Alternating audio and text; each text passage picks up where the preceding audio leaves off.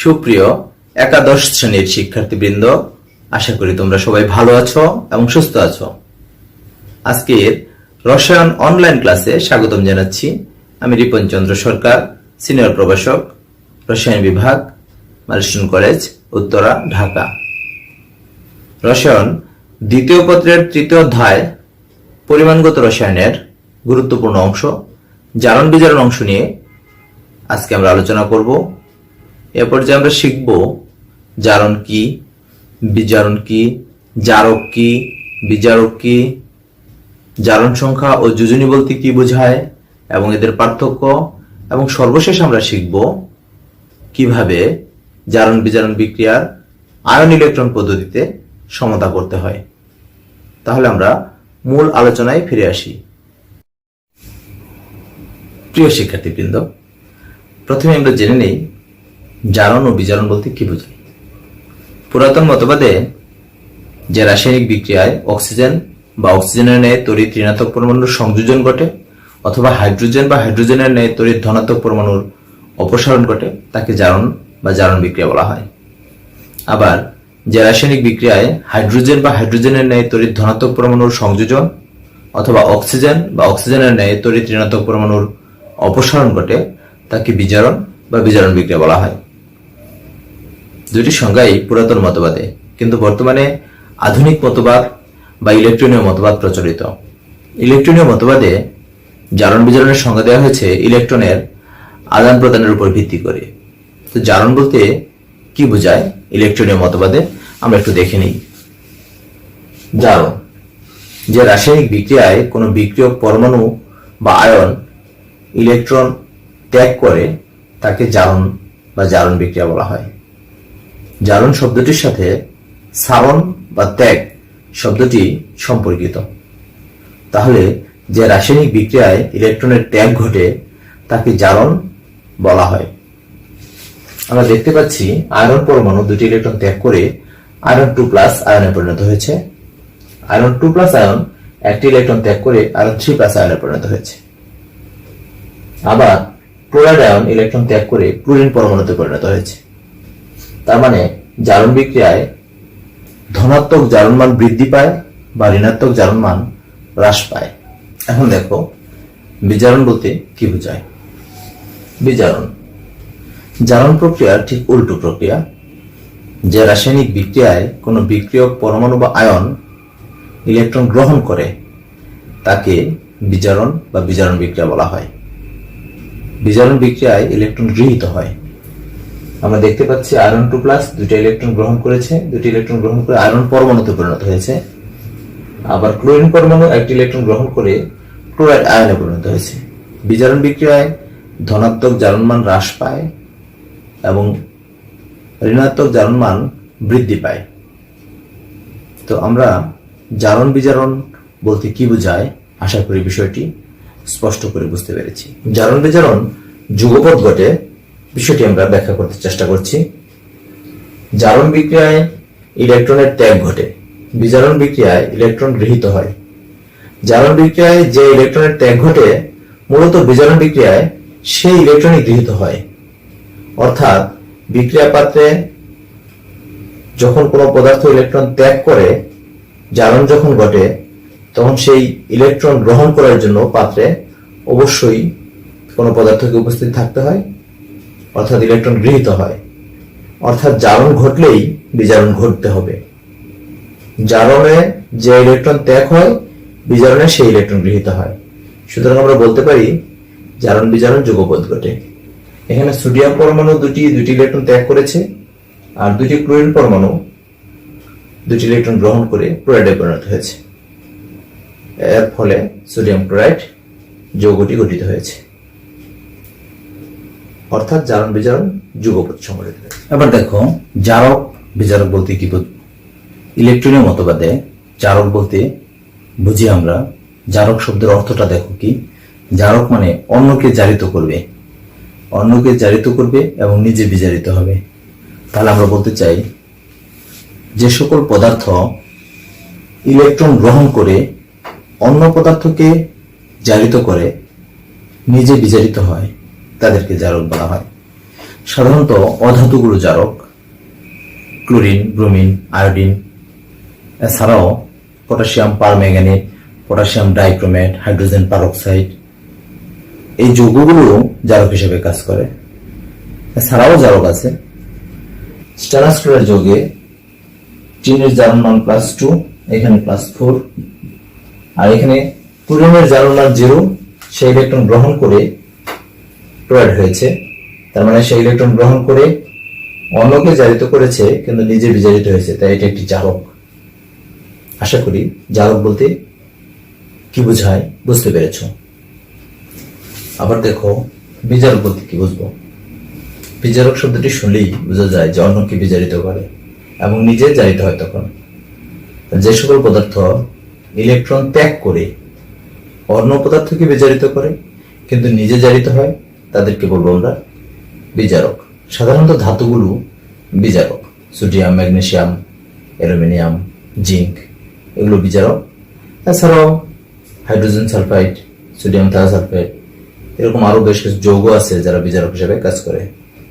আমরা দেখতে পাই ferrous chloride যৌগের সাথে যদি আমরা জিঙ্ক যোগ করি তাহলে জিঙ্ক ক্লোরাইড হয় আর আয়রনে পরিণত হয়। এখানে জিঙ্কের জারণ মান 0, সে 2টি ইলেকট্রন ত্যাগ করে জিঙ্ক 2+ পরিণত হয়েছে।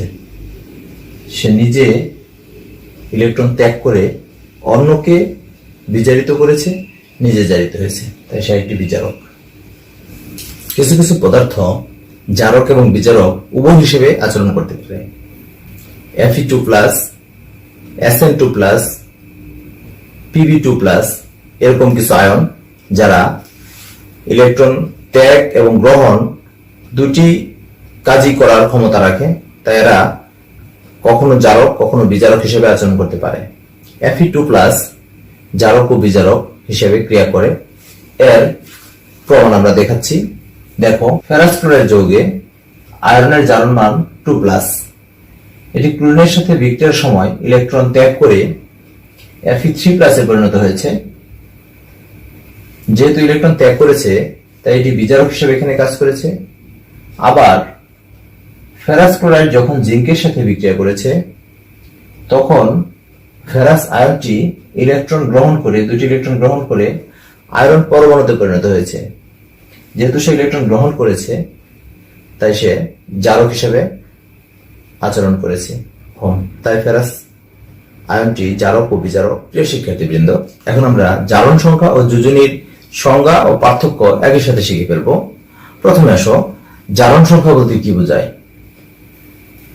ইলেকট্রন দান বা গ্রহণের ফলে পরমাণু, আয়ন বা মূলকে সৃষ্ট চার্জ, ধনাত্মক বা ঋণাত্মক চার্জ সংখ্যাকেই আমরা জারণ সংখ্যা বলবো। যেমন দেখো, সোডিয়াম ক্লোরাইড যৌগে সোডিয়াম ইলেকট্রন ত্যাগ করে প্লাস হয়েছে, ক্লোরিন গ্রহণ করে মাইনাস হয়েছে। এখানে সোডিয়ামের জারণ সংখ্যা হলো +1, ক্লোরিনের জারণ সংখ্যা হলো -1। সোডিয়াম ক্লোরাইড যৌগে সোডিয়ামের যোজনী হলো 1, ক্লোরিনের যোজনী 1। যৌগ গঠনের সময় এক পরমাণুর সাথে অন্য পরমাণু যুক্ত হওয়ার সামর্থ্য বা ক্ষমতাকে যোজনী বলা হয়। জারণ সংখ্যার ক্ষেত্রে অবশ্যই পজিটিভ নেগেটিভ থাকবে। যোজনীর ক্ষেত্রে পজিটিভ নেগেটিভ দিতে হয় না, এটি একটি বিশুদ্ধ সংখ্যা মাত্র। জারণ মান 0 এবং ভগ্নাংশ হতে পারে। যেমন দেখো, Na2S4O6 সোডিয়াম টেট্রাথায়োনেট যৌগটিতে কেন্দ্রীয় পরমাণু সালফারের জারণ মান +2.5, ভগ্নাংশ হলো।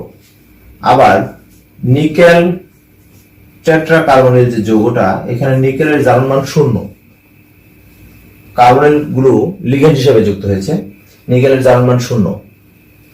কিন্তু যোজনী ভগ্নাংশ হয় না, 0 হয় না। নিষ্ক্রিয় গ্যাসের ক্ষেত্রে 0 হয়, এরা তো যৌগই গঠন করে না। তাহলে আমরা জানতে পারলাম যে এদের সংজ্ঞাটা একটা পার্থক্য। এইটার চার্জ দিতে হয় প্লাস মাইনাস, এটার ক্ষেত্রে দিতে হয় না। এর ভগ্নাংশ হতে পারে আবার 0 হতে পারে, কিন্তু যোজনী ভগ্নাংশ বা 0 হয় না, নিষ্ক্রিয় গ্যাসগুলো ব্যতিক্রম। তো আমরা জারণ সংখ্যা যোজনী বলতে কি বোঝায় এবং তার পার্থক্য একসাথে শিখে ফেললাম। জারণ সংখ্যা নির্ণয় এমসিকিউর জন্য খুবই জরুরি একটি বিষয়, সহজ বিষয়। দেখো গ্রুপ 1 যে মৌলগুলো আছে, গ্রুপ 1 এর মৌলগুলো এদের জারণ মান +1, গ্রুপ 2 এর মৌলগুলোর জারণ মান +2। এছাড়া গ্রুপ 17 বা 7A যেটা, সেই গ্রুপের মৌলগুলোর জারণ মান -1, অক্সিজেনের জারণ মান সাধারণত -2। এগুলো মনে রাখতে হয়। হাইড্রোজেনের জারণ মান +1, সেটা গ্রুপ 1-এই আছে। তাতে আমরা অন্য যৌগে কোনো পরমাণুর জারণ মান নির্ণয় করতে পারি। যেমন দেখো K2 Cr2O7। সাধারণত কেন্দ্রীয় পরমাণুর জারণ মান নির্ণয় করা হয়। অবস্থান্তর মৌলগুলো কেন্দ্রীয় পরমাণু হিসেবে থাকে, অথবা যার পরিমাণ কম সেটি কেন্দ্রীয় পরমাণু হয়, অথবা যার জারণ মান বেশি, যেভাবে চিন্তা করো। এখানে ক্রোমিয়ামের জারণ মান বের করবো। পটাশিয়ামের +1, গ্রুপ 1 এর মৌল 2টা আছে। ক্রোমিয়ামের ধরা মিক্স 2টা, অক্সিজেনের -2 7টা আছে। মোট জারণ মান 0। তাহলে +2 + 2x -14 = 0, বা 2x - 12 = 0, বা 2x +12, অতএব x +6। তাহলে এই যৌগে ক্রোমিয়াম পরমাণুর জারণ মান +6। একটি জটিল আয়নের ক্ষেত্রে আমরা কেন্দ্রীয় পরমাণুর জারণ মান বের করে দেখতে পারি। যেমন K4 FeCN6। এখানে আয়রনটি অবস্থান্তর মৌল, তার আয়রনের জারণ মান আমরা বের করব। পটাশিয়ামের +1 × 4 4টা আছে। আয়রনের x ধরলাম। সায়ানাইডের ক্ষেত্রে তোমরা জানো -1 6টা আছে। ওভারঅল জারণ মান 0। তাহলে এখানে +4 + x - 6 = 0, বা x - 2 = 0, তো x +2। তাহলে এই জটিল আয়নটিতে কেন্দ্রীয় পরমাণু আয়রনের জারণ মান +2। আশা করি অন্যান্য যৌগ আয়ন বা অণুতে জারণ মান কেন্দ্রীয় পরমাণুর সেগুলো তোমরা বের করতে পারো। এরপর যে দেখো খুবই গুরুত্বপূর্ণ একটি বিষয় নিয়ে আমরা কথা বলবো, সেটি হলো আয়ন ইলেকট্রন পদ্ধতিতে জারণ বিজারণ বিক্রিয়ার সমতাকরণ। এখানে স্পষ্টভাবে দুটি কথা আছে, একটি হলো আয়ন, ইলেকট্রন। তাহলে আয়নিত অবস্থায় যৌগটি কেমন লাগবে এবং তখন ইলেকট্রনের কি পরিমাণ আদান প্রদান হয় সেই বিষয়টি আমাকে দেখাতে হবে।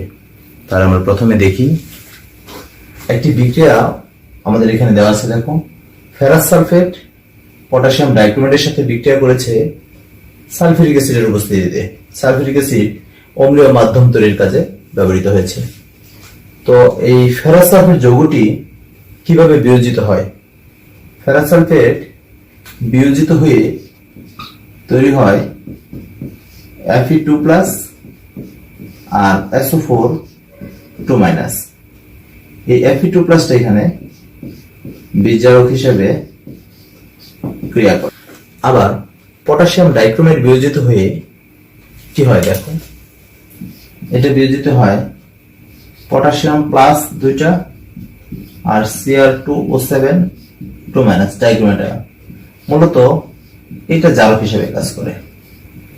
আর যেহেতু পটাশিয়াম প্লাস সালফেট এগুলা জারণ বিজারণ বিক্রিয়ায় অংশগ্রহণ করে না, তাই এরা দর্শক আয়ন। তাহলে এখানে দেখো বিজারক যে ইলেকট্রন ত্যাগ করে, জারক সেই ইলেকট্রন গ্রহণ করে। তার মানে এখানে জারণ বিজারণ একই সাথে ঘটে। আমরা যদি সমগ্র জারণ বিজারণ বিক্রিয়ার শুধুমাত্র যে বিজারক ইলেকট্রন ত্যাগ করে অর্থাৎ জারণ অংশটা যদি আলাদা করে দেখাই, তাকে বলবো আমরা জারণ অর্ধ বিক্রিয়া। আবার জারক যে ইলেকট্রন গ্রহণ করে সেই অংশটাকে যদি আলাদা করে দেখাই, তাকে বলবো আমরা বিজারণ অর্ধ বিক্রিয়া।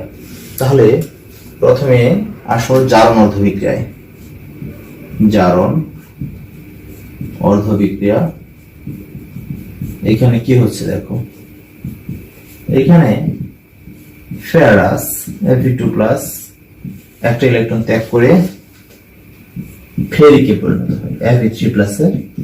এটা সমীকরণ নাম্বার 1 দিয়ে রাখলাম। আবার দেখো বিজারণ অর্ধ বিক্রিয়ায়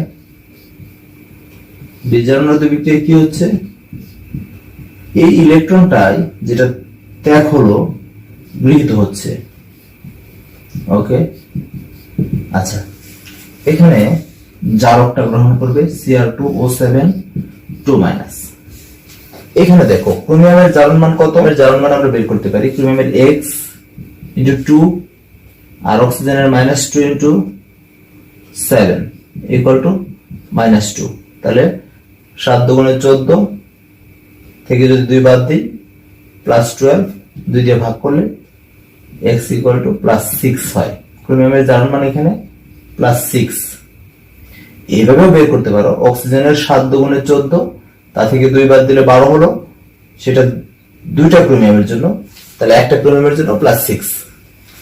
আচ্ছা, একটা কথা আমি বলে থাকি, সেটা হলো দেখো তুমি যদি আম গাছ দেখো তাহলে তোমার আমের কথাই মনে হবে, আম ফলটার কথাই মনে হবে, কাঁঠালের কথা মনে হবে না।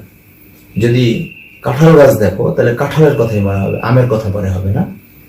তো এখানে ডাইক্রোমেট আয়ন যখন দেখবে অম্লীয় মাধ্যমে, তখন তোমার মনে হতে হবে এখান থেকে কি ফলটা পেতে পারো, এটা পরিবর্তিত হয়ে কি হতে পারে সেটা তোমাকে মনে রাখতে হবে। এটা পরিবর্তিত হয়ে হবে ক্রোমিক আয়ন Cr3+, যেহেতু এখানে দুইটা আছে তাই এখানেও দুইটা হবে। দেখো এর জারণ মান +6 হয়েছে +3, তার মানে 3টা ইলেকট্রন সে গ্রহণ করেছে। দুইটা ক্রোমিয়াম তো 3টা মোট 6টা ইলেকট্রন সে গ্রহণ করেছে। ওকে, আচ্ছা, এখন ক্রোমিয়াম আর ইলেকট্রনের সমতাটা হলো, কিন্তু এই পাশে অক্সিজেন আছে 7টা বেশি। এই 7টা অক্সিজেনকে আমরা পানিতে কনভার্ট করলে 7 অণু পানি হবে এখানে, আর 7 অণু পানি হতে হাইড্রোজেন লাগবে অক্সিজেনের দ্বিগুণ, 14টা H+ লাগবে এখানে। এই H+ এর সাপ্লায়ার হলো সালফিউরিক অ্যাসিড। অম্লীয় মাধ্যমে তুমি যথেষ্ট পরিমাণে H+ পাবে। এটা 2 নম্বর সমীকরণ। আচ্ছা, তাহলে এই যে +6 এটা এখানে শো করার জরুরি না। আচ্ছা, তাহলে আমরা যেটা বলছিলাম, দেখো এখানে জারণ অর্ধবিক্রিয়া এবং বিজারণ অর্ধবিক্রিয়া দেখালাম। ইলেকট্রনীয় সমতার জন্য এটাকে আমরা 6 দিয়ে যদি গুণ করে দিই তাহলে এটার সাথে ইলেকট্রনের সমতা হয়। তাহলে এটাকে উপযুক্ত সংখ্যা অর্থাৎ 6 দিয়ে গুণ করে এর সাথে যোগ করে দেব। তাহলে 1 নং সমীকরণকে 6 দিয়ে গুণ করব, তারপরে এর সাথে যোগ করব। এই অংশে চলে আসি আমরা। দেখো 1 × 6 + 2 করে পাই, কি পাই? পাই হলো এই যে 6 Fe2+ -6 ইলেকট্রন তৈরি হবে 6 Fe3+, অবশ্যই 6 হবে এখানে। আর এখানে Cr2O7 2- +6 ইলেকট্রন +14H+, এখানে হবে 2 Cr3+ 7 পানি। এই দুইটা সমীকরণ আমরা যোগ করে দিই। দেখো যোগ করলে যেটা পাচ্ছি আমরা, ডাইক্রোমেট Cr2O7 2- +6 Fe2+ +14H+, এখানে হবে 2 Cr3+ 6 Fe3+ 7 H2O। এই অংশটা আমরা এখানে পাচ্ছি। এখন দেখো এটা সমতাকৃত সমীকরণ, কিন্তু কঙ্কাল অবস্থায় আছে, মানে এর সাথে শুধু আয়নিত অবস্থাটা আছে। প্রয়োজনীয় দর্শকায়ন যোগ করলেই এগুলো যৌগে পরিণত হবে, তখন আমরা পূর্ণাঙ্গ সমতাকৃত সমীকরণটি পাবো। তাহলে আমরা লিখতে চাই প্রয়োজনীয় দর্শক আয়ন যোগ করে পাই, দর্শক আয়ন যোগ করে পাই। কি পাই দেখো, এখানে এটা মাইনাস অবস্থায় আছে, তাহলে এর সাথে প্লাস, মানে পটাশিয়াম আয়নটা আমরা দিতে চাই কে Cr2O7, যেহেতু তার যোজনী 2 একে দিব। আর ফেরাস যেহেতু প্লাস অবস্থায় আছে, মাইনাস অংশের সাথে যুক্ত হবে SO4 6টা আর 14H+। সালফিউরিক অ্যাসিডের এখানে প্রয়োজনটাই হলো হাইড্রোজেন আয়নের যোগানদাতা হিসেবে। তাই একটা সালফিউরিক অ্যাসিডের অণুতে 2টা H+ আছে, তাই এখানে 7টা সালফিউরিক অ্যাসিডের অণু দিলেই 14টা H+ পাবো আমরা। আর এখানে ক্রোমিয়ামের সাথেও ঋণাত্মক অংশ যুক্ত হবে। ক্রোমিয়ামের যোজনী 3 আর সালফেটের জন্য 2 অদল বদল হলো। ক্রোমিক সালফেট হলো, তার সাথে ফেরিকেরও সালফেট হবে FeSO4। সালফেটের ফেরিকের দুজনই যাবে এখানে, সালফেটের এখানে, যেহেতু 6টা আছে তাই বামে 3 দিলে হলো, প্লাস 7 অণু পানি হবে। এখানে 3টা আর 3 3 9টা, 12টা আছে সালফেট, এখানে 7টা 6টা 13টা, তাহলে একটা সালফেট কম পড়েছে, আর এখানে 2টা পটাশিয়াম, তাহলে এখানে অটোমেটিক্যালি পটাশিয়াম সালফেট তৈরি হবে। আশা করি সমতাটি বুঝতে পেরেছো। আসলে খুব ইন্টারেস্টিং, একটু প্র্যাকটিস করলেই, জাস্ট একবার দেখলেই অনেকই পেরে যাবা। এই পর্যায়ে আরো একটি সমীকরণ আছে, এখানে ফেরাস সালফেট বিজারক পদার্থটি ঠিক রেখেছি, তার সাথে পটাশিয়াম ডাইক্রোমেটের পরিবর্তে পটাশিয়াম পারম্যাঙ্গানেট দিয়েছি, আর অম্লীয় মাধ্যম হিসেবে যথারীতি সালফিউরিক অ্যাসিড আছে। তো এই বিক্রিয়ার ক্ষেত্রে আমরা দেখে নিব যে এরা কিভাবে আয়নিত হয়। আমরা দেখেছি এটা আয়নিত হয়ে হয় Fe2+SO4 2-। এই ফেরাসটা হলো এখানে বিজারক, আর পটাশিয়াম পারম্যাঙ্গানেট ভেঙে হয় পটাশিয়াম আয়ন আর পারম্যাঙ্গানেট আয়ন। মূলত এই পারম্যাঙ্গানেট আয়নটি এখানে জারক হিসেবে কাজ করে। তো আমরা একটু আগেই বলেছি যে বিজারক যে ইলেকট্রন ত্যাগ করে সেই বিক্রিয়াটিকে বলবো আমরা জারণার্ধ বিক্রিয়া, আর জারক যে ইলেকট্রন গ্রহণ করে সেই বিক্রিয়াটিকে বলবো আমরা বিজারণার্ধ বিক্রিয়া। মূলত এই দুই বিক্রিয়ার সমন্বয়েই জারণ বিজারণ বিক্রিয়া বা রেডক্স বিক্রিয়া। আচ্ছা, তাহলে আমরা প্রথমে লিখতে চাই জারণ অর্ধ বিক্রিয়া। জারণ অর্ধ বিক্রিয়া, হ্যাঁ আমরা জানি জারণ মানে হলো ছাড়ন, ইলেকট্রনের ছাড়ন বা ত্যাগ। আচ্ছা, এখানে যথারীতি আগের বিক্রিয়ার মতোই ফেরাস একটা ইলেকট্রন ত্যাগ করে হবে ফেরিক, 1 নং সমীকরণ। আর বিজারণ অর্ধ বিক্রিয়ায় কি হবে দেখো, এখানে MnO4- পারম্যাঙ্গানেট থাকলে কি হবে আমরা বলেছি যে আম গাছ দেখলে তোমাকে আমের কথাই মনে হতে হবে। তাহলে পারম্যাঙ্গানেট আয়ন থাকলে সেটা কিসে পরিণত হয় সেই ফলটার কথা তোমার মনে রাখতে হবে, সেটা জানা থাকতে হবে। এখানে হবে Mn2+, আর এখানে ম্যাঙ্গানিজের জারণ মান অক্সিজেনের তো -2, 4 দুগুণে 8, আর ওই পাশে -1 আছে, তো ওই পাশে যদি চলে যায় +8 তাহলে হবে +7, তাহলে ম্যাঙ্গানিজের এখানে +7, তাহলে +7 থেকে +2 হলো, তার মানে ম্যাঙ্গানিজ কর্তৃক 5টি ইলেকট্রন গৃহীত হলো। তাহলে ম্যাঙ্গানিজের সাথে ইলেকট্রনের সমতাটা হলো, বাট অক্সিজেনের যে 4টা পরমাণু এই পাশে বেশি আছে, 4টা পরমাণু বেশি ওই পাশে অক্সিজেন নেই, তাহলে অক্সিজেনকে আমার পানিতে কনভার্ট করে দিতে হবে। তার মানে এখানে আগের সমীকরণে কি করেছিলাম আশা করি মনে আছে, এখানে অক্সিজেনের সমান সংখ্যক পানির অণু দিতে হবে, তাহলে 4 অণু পানি হবে। আর 4 অণু পানি হলে এখানে লাগবে তার ডাবল পরিমাণ H+, তার মানে 8H+। এই সমীকরণটিকে আমরা 2 নং সমীকরণ হিসেবে রাখলাম। 8টা H+ আমরা এখানে সহজে দিতে পারি, যেহেতু আমাদের অম্লীয় মাধ্যমে হাইড্রোজেন আয়ন সহজেই পাওয়া যায়। দেখো এখানে ইলেকট্রনের সমতার জন্য আমরা কি করব, 1 নংকে 5 দিয়ে গুণ করে 2 নং এর সাথে যোগ করে দেব।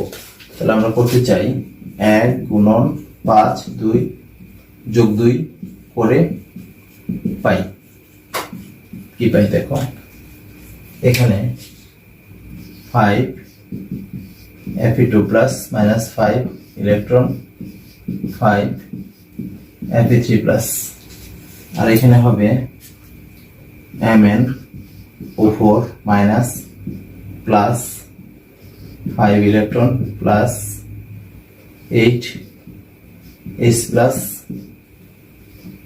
Mn2+ প্লাস 4 অণু পানি। এখানে MnO4- 5 Fe2+ 8H+ হবে Mn2+ Fe3 প্লাস 4 অণু পানি। এখন দেখো পটাশিয়াম পারম্যাঙ্গানেট বা পারম্যাঙ্গানেট যতগুলো সমীকরণে আছে সেখানে যদি ডাবল না হয় তাহলে বিক্রিয়ার সমতাকরণে ভগ্ন সংখ্যায় সমতা হয়, এটা একটু মনে রাখতে হবে। তাই এই সমীকরণকে আমরা 2 দিয়ে গুণ করে পাই।